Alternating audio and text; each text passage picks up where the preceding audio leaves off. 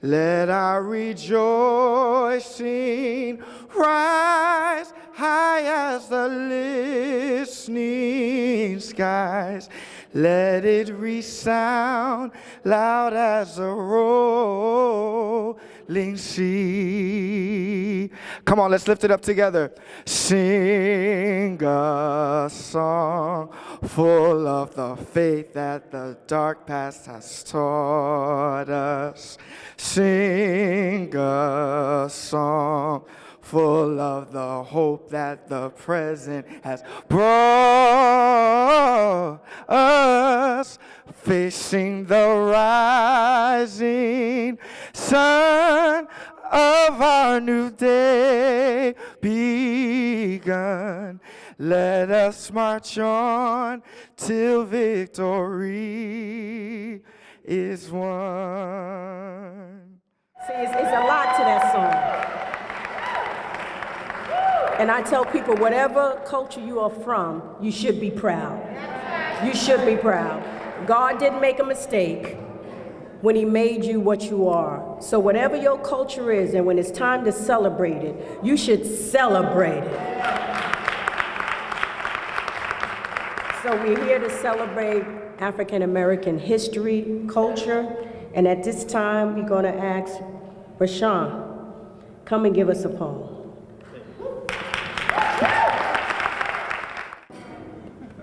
This is in homage to a cousin of mine. The same year I joined the military, my cousin went to jail for double murder.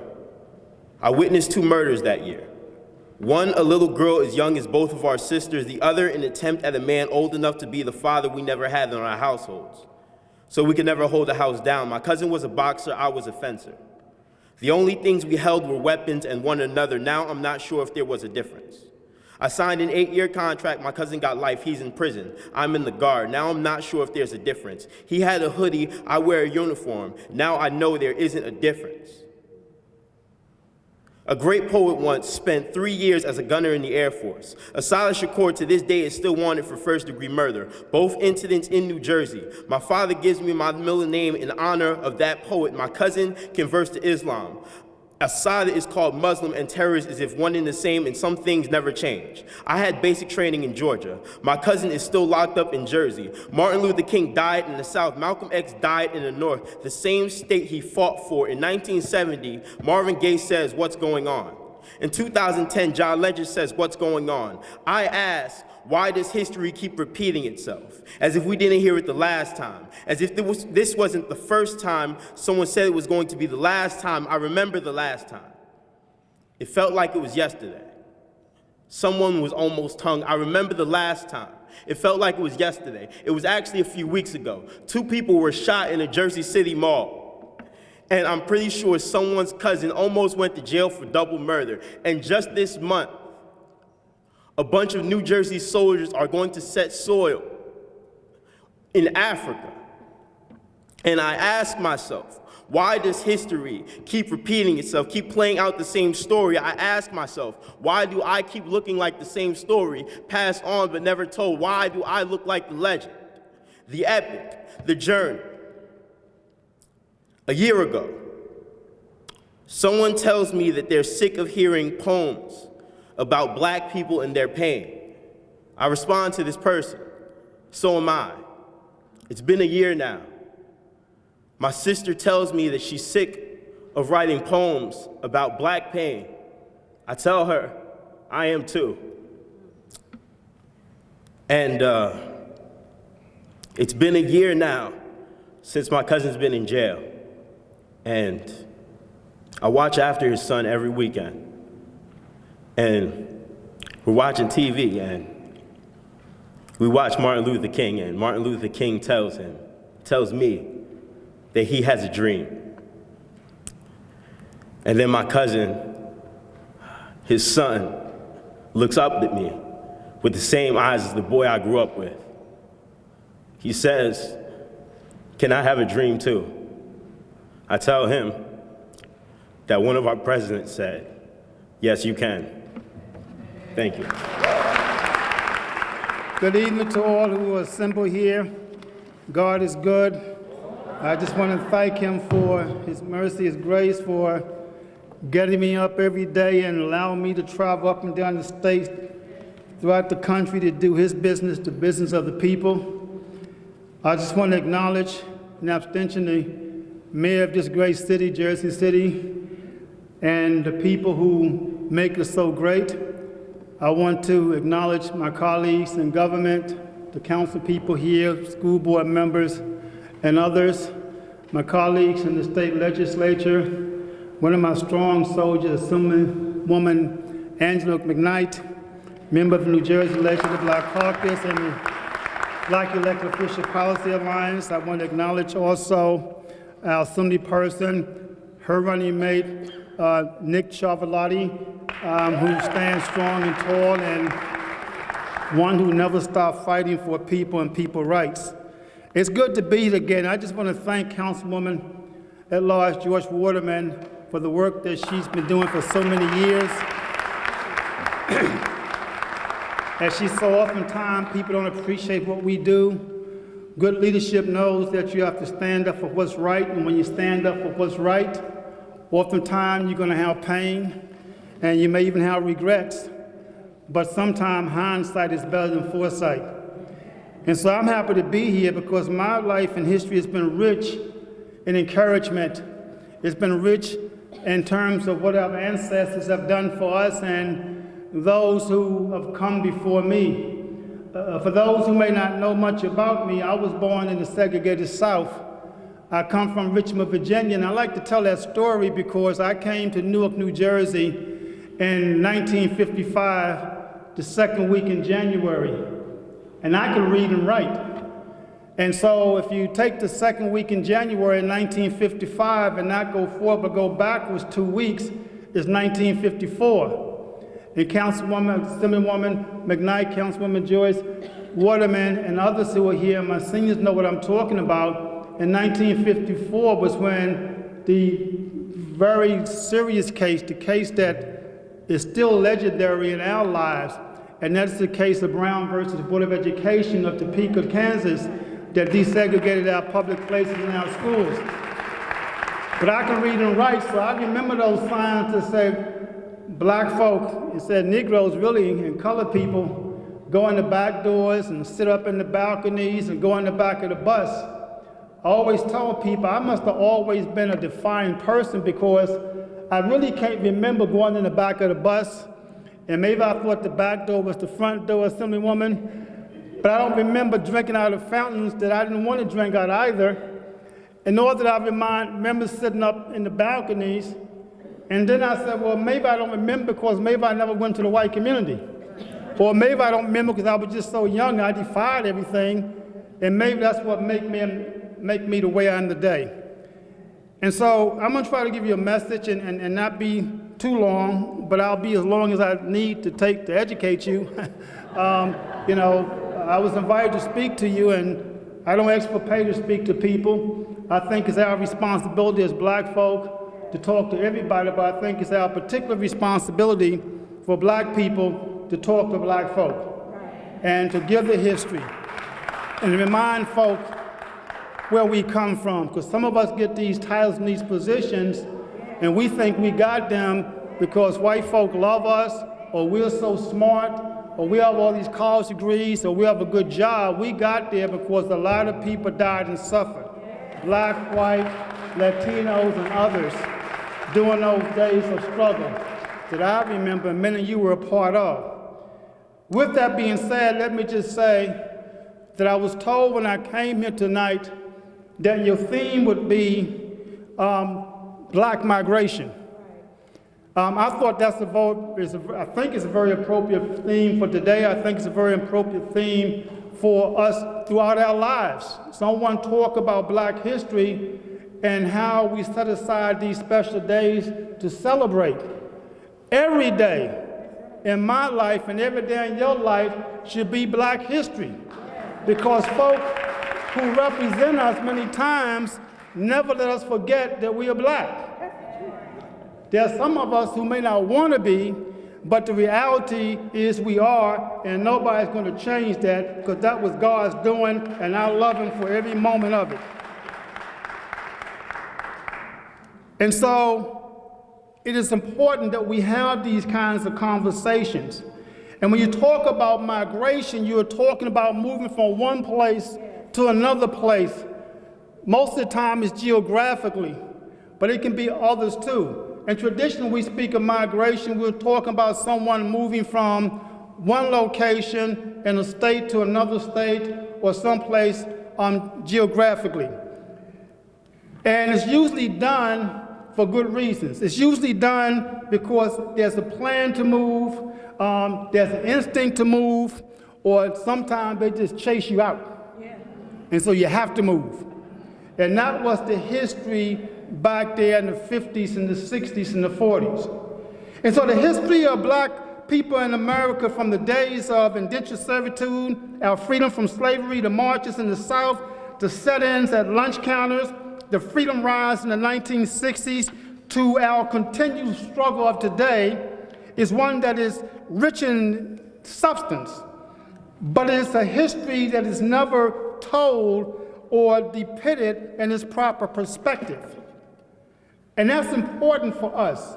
To talk about history is one thing, but to put it in its proper perspective. All too often, when black and white folks write and talk about the struggle of black people, we fail to write and talk about the migration of many and millions of black people, migrants who fled the South in search of a better life for self and family.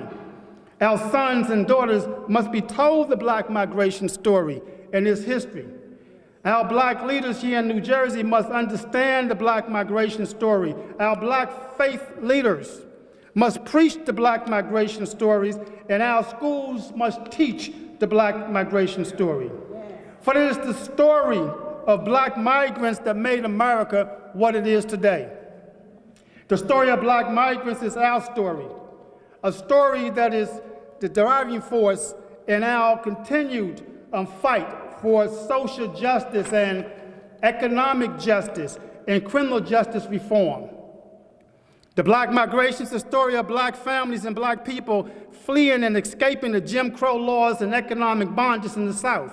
It's the story of 6 million black people from 1916 to 1970 running from a life of great repression, a life of working for little pay, and those downgrading jobs that we used to have in the South as servants and sharecroppers. That's if we were paid at all. Black people were fleeing from a world where black people, little black boys and little black girls, were being lynched regularly. A world where black people were beaten and jailed for no justifiable reason. So until 1916, when black people commenced to migrate to the North and to the Midwest and to the Western states, and in some cases in southern cities, 6 million people, 90% of those black people up until 1916 lived in the South.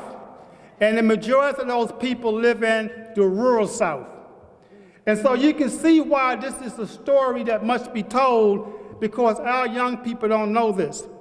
But it's interesting because it's the migration that made New Jersey and America what it is today. This historical black people movement is known as the Great Migration, a movement created by opportunities that came about because of the outbreak of World War I in 1914. And in 1914, when the war broke out, what happened was that the white Europeans and others could no longer come to America to work the good jobs.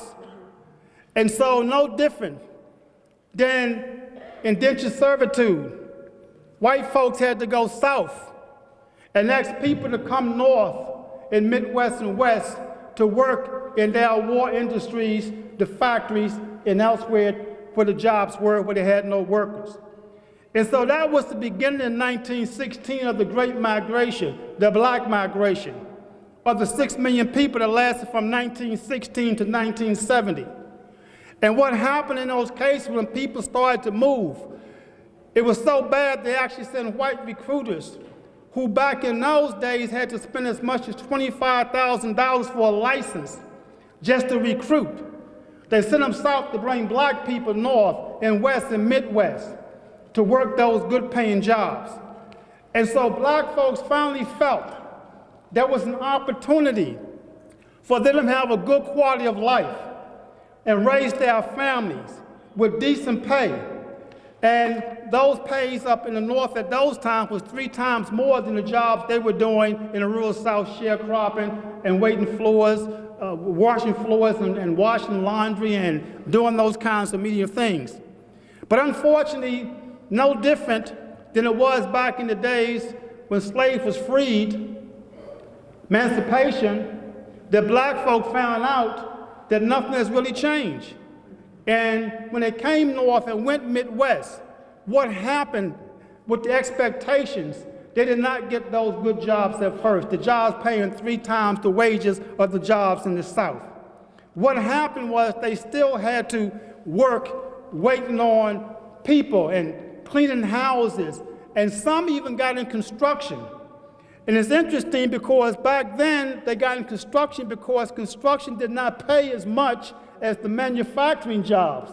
Today we try to get in construction as black folk and we can't even get in. And they pay a lot more money. And so it just shows you how our history is. It's no different than the history of indentured servitude where folk reach out to Europe and ask folk to come here in order to work their land, but not with the benefits that was expected, etc. And so to talk about the Great Migration and the migration of black people is an important story and important history for all of us to know and for all of us to tell. In 1900, 9 out of 10 blacks lived in the South, and 3 out of every 4 lived on farms. And the seniors here, many of them know that history. But because of the black migration in the 1970s, the South actually wind up with 50% less black folk than they have had. And that's how we changed the history, because little did the people know in 1916 when the black migration started that black folks was going throughout the country and we were changing this country. I told you 90% live in the South, but in 1970, 50% live in the South and the rest live elsewhere in the country. And it's because of the black migration movement. It's when the activism and the politics in the country started to change. Because we have spread ourselves in such a way throughout various other states that we could have an impact in decision making. We can have an impact by coming together and making a difference. And that's why even now, while we are going through this election process this year, with my colleagues running, the difference in the election of Assemblywoman McKnight and her running mates is going to be black folk, and it's going to be women, and it's going to be immigrants. That's going to be the difference. That's what migration and immigration does for you. And so it's important that this story is told.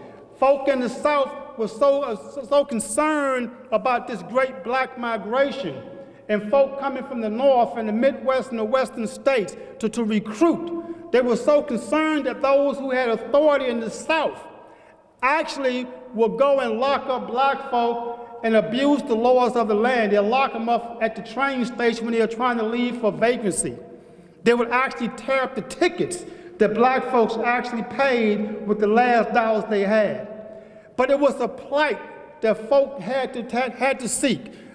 They were running away from the lynching, they were running away from suppression, and they were running away from all that they had endured in the South as black people from the days that our folks first arrived here in 1619 as slaves. It's a shame that we have to talk about a history because our school is not teaching it. It's a shame that we have to talk about a history that white folks don't want to acknowledge, many of them. A history that some black folk know and don't want to acknowledge and don't want to teach. It's a shame because those of us who get in political office, knowing this history is beneficial to us. It separates the men from the women.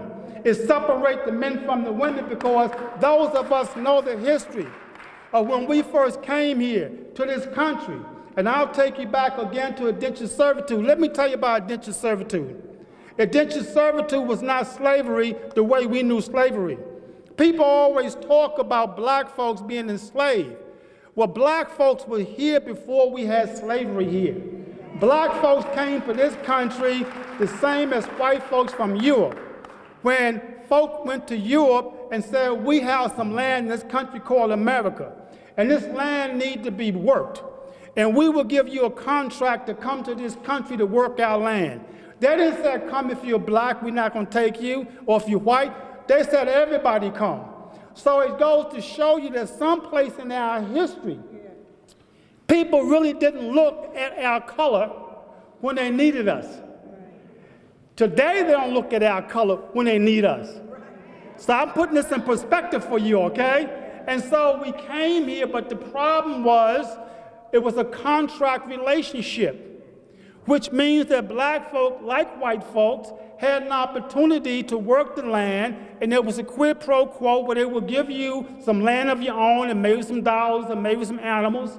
They never gave you what you expected when they encouraged us to come. But once they started to do that, and those 7 to 10 year contracts started to come to an end, they had nobody to work the land, meaning wealthy white folks, racist white folks. And that's when slavery came, and the first slave arrived in 1619 in Jamestown, Virginia. We need to know this history, because those slaves spent their lives trying to run away to find freedom. And then when freedom came, they were afraid to leave the plantation because many of them could not read and write. They didn't know where they were going to go. And white folks who did not want them freed had no choice but to let them go. But they did nothing for them. They made certain that they did not have jobs and opportunities. They made certain that they didn't go to schools, and they went to schools, they segregated them. This is history that needs to be told, because this is real history. And if we know this history, it makes those of us in my position stand up and speak power to truth. And so after we got beyond emancipation, we moved ourselves into the era of the 1950s and 60s, where we had to start to march, and we had to start to demonstrate. And a lot of people died sitting at lunch counters and riding buses, freedom riders, white folks that was at our sides that we never knew, and we still haven't found the bodies. So there was always a relationship, a diversity one. It is those mean-spirited ones with all the money in the minority that want to continue to control the lives of black folk and women and immigrants to this day. And they don't like to hear it.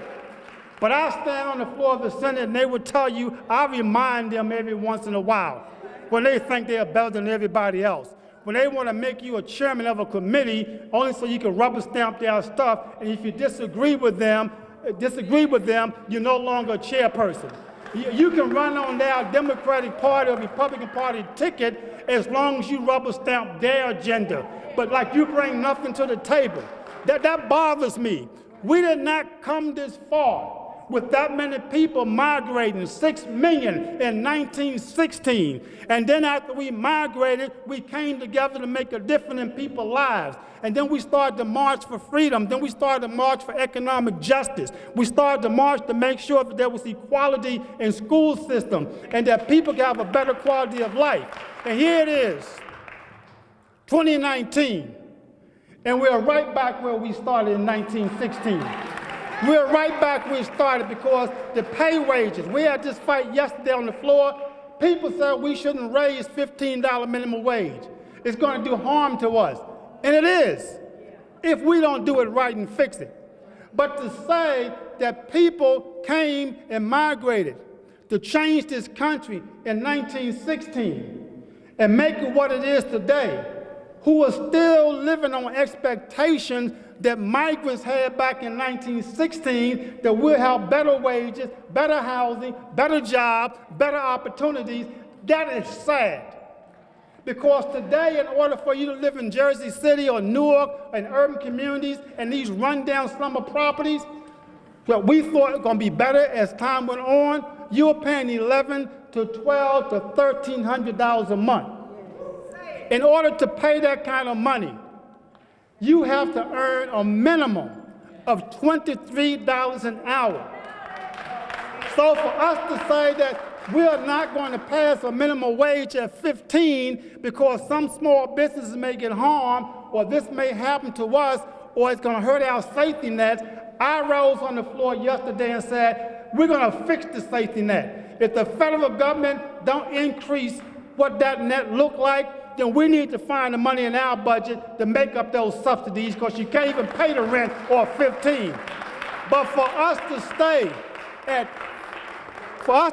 a minimum wage of $8.50 and $9, when people in 1916 came to North and to places like New Jersey with expectations of a better wage, and the wage is no different, that's a sad day for us in 2019. And now, black folk, some of my colleagues throughout the state, need to understand this history. It's a history that needs to be told. They need not be ashamed to be black, number one. Number two, not ashamed to be black and stand up for what's right for all people, not just black people. But when you stand up for black people, you're standing up for all people. And that's a fact, because we never get what others get. When we fight for equal justice and economic justice and equal opportunity, everybody else get a little bit above us. We get more, that means they get more. And so migration is important, but the story of black migration, Councilwoman Waterman, is the story that you want me to tell, and I'm telling it. And I'm telling you that in 2015, for those of us who may not know, and I may have said this to some of you before when I came to Jersey City, in December 2015, Congresswoman, the first black congressional woman from this state, Congresswoman Bonnie Watson Coleman and Congressman Donald Payne and Senator Cory Booker, I reached out to them, and we got with this Institute of Social Justice, and we started to identify every black elected official in this state from school board to Congress. And we did that because I knew, and we talked about it, but I knew in my heart that it was time for black elected officials whom you elect or you appoint to school boards, etc., come into the room at the same time.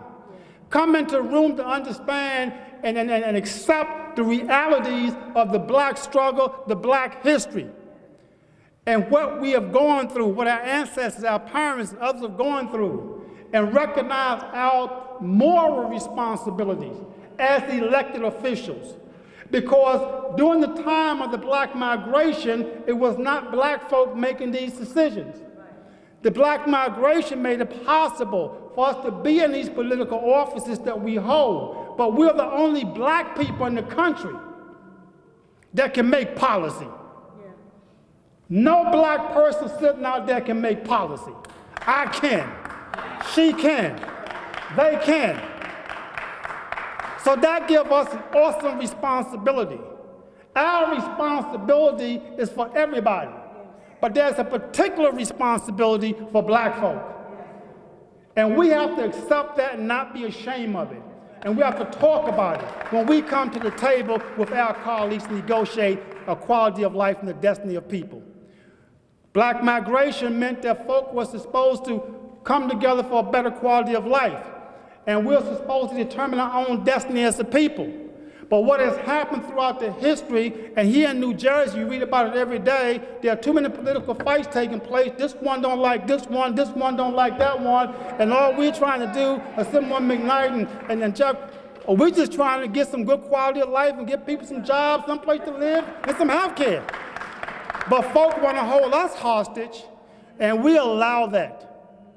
That was not the history of black migrants.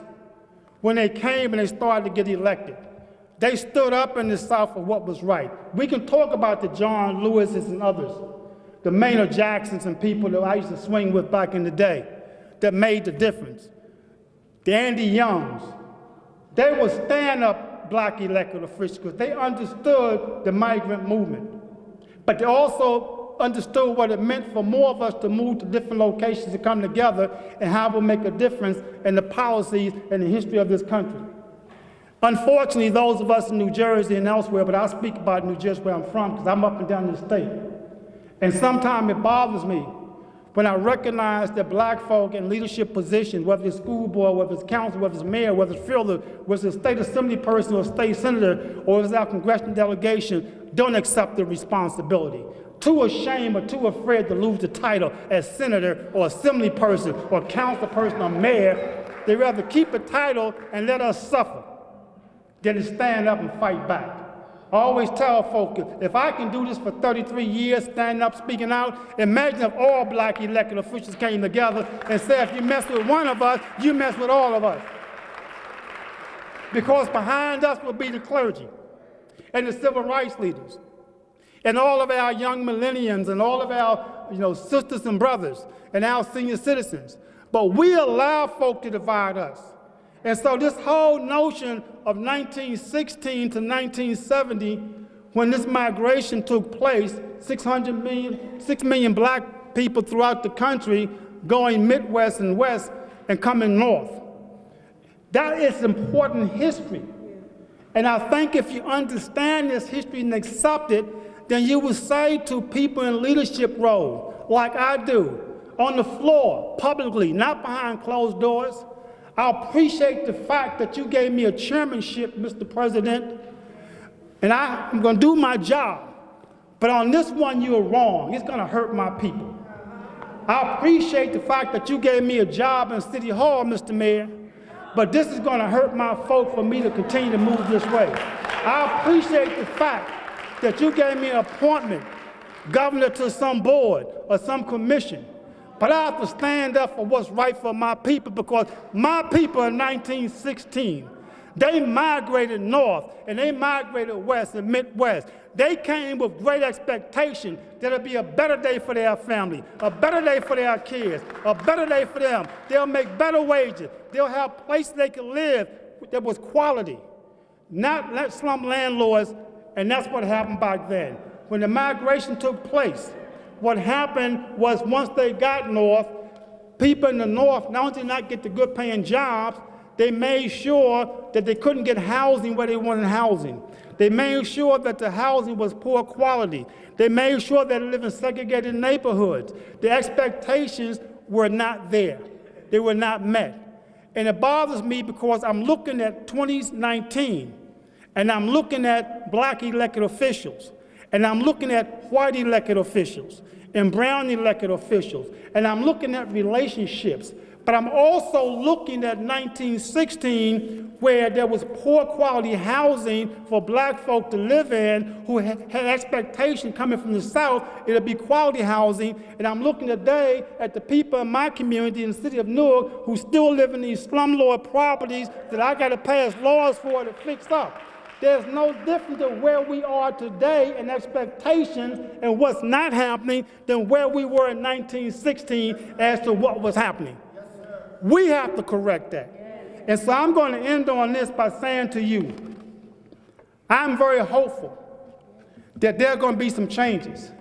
And when I mentioned the Black Elected Official Policy Alliance, 460 so black elected officials that we can identify, we're going to continue to meet. We've been doing a good job because I told them, I'm not going to worry about your politics anymore, because that's not the expectations that we had in history when we struggled. It was not the expectation of black migrants when they went and they started to make a change in these various states where black folk could hold these positions at all levels. We did such a great job that we even had a black president. We had Mr. and Mrs. Obama, okay? And but we thought that because of that, the world would still change. It has not changed because those of us in my position that look like me are not doing our job. We allow groups like we call ALEC, LEC. We allow groups like the ACLU and the Drug Policy Alliance that you read about all the time. They come in with these wealthy billion-dollar monies, people that support them with their dollars, and they write the policies. And they give the policy, Alex gives the policies to the white folk called Republicans, because I don't know any black Republicans that's elected in New Jersey in the State House. They give them the policy to write to turn back the hands of time on our history. The ACLU and the Drug Policy Alliance, funded by George Soros and Spears and all these people. Know your history. Research the history. For years, they've been spending millions of dollars to write the policies. Then they want to walk into the State House and say, Assemblywoman, would you sponsor this? Senator, would you sponsor this? This is social justice for black folk. They are determining our destiny, and they are using us in the process of keeping 1916 expectations. And that's why we have not changed anything. And so the Black Elected Official Policy Alliance that came together in December 2015, it came together so we as a people can start determining our own destiny as a people, for our people. And that's why we work together. And that's why I can say to people today, they say, well, you know, so-and-so is black, and the political boss in Essex County, Joe D, control that person. I say, you're right. And you know what? I don't care anymore. That's not my fight. If that person is crazy enough to allow some white political boss to control the destiny or their politics, that's one thing. But when we come into our meetings, we don't care what your politics, your political relationship. All we want to know, are you for good quality housing? Because we should be doing what? Discussing policy. Why should we be discussing policy? Because it was the expectations of black folks ever since the days of indentured servitude, ever since the days of slavery, and ever since the days of those marches. And it's still our expectation today. And anyone who don't want to be a part of and can't find time to meet with the Black Elected Official Policy Alliance, if they're a member, but they can find times and change the schedule for the Senate President or for the Speaker of the House or for some political boss or for some white elected official over here, then they shouldn't be in office. The most important organizations in our community should be black organizations with good black leadership, because that's the expectation of the great migration, the migration of 6 million black folk from the South to the North, the West, and the Midwest. Hopefully I didn't offend anyone. If I did, I'm not going to apologize for talking about our history. We talk about everybody else's history, but black history is not the month of February. Black history is everyday history, and will be to the day we die. Thank you very much. For 33 years, he's been doing this, and there is no voice in Trenton that is louder and stronger, and people are scared of. They say he's crazy, but they're scared of him. And most importantly, he's a fellow Marine. He's dedicated his life to fighting for people who don't have a voice, and I think every time I hear him, sometimes I think he's crazy, but sometimes I also think that I'm very thankful that, of the things that he's able to teach me and teach other people. When you think about black migration and some of the struggles and the history there, I do think it's something that people don't appreciate and learn about. And sometimes it takes somebody who has a unique perspective and somebody who's lived through some of the struggles and who can articulate it in a way that he can to really shed some light on how that relates to today's environment and where we are today. There's a lot of things happening in Trenton today that will affect Jersey City and Newark and urban areas, not just tomorrow, but for the next 10, 20, 30 years. And you have a loud voice over there, and our delegation with Angela and Nick and Sandra as well, and we're blessed to have advocates like that. So I just want to say thank you to Senator Rice.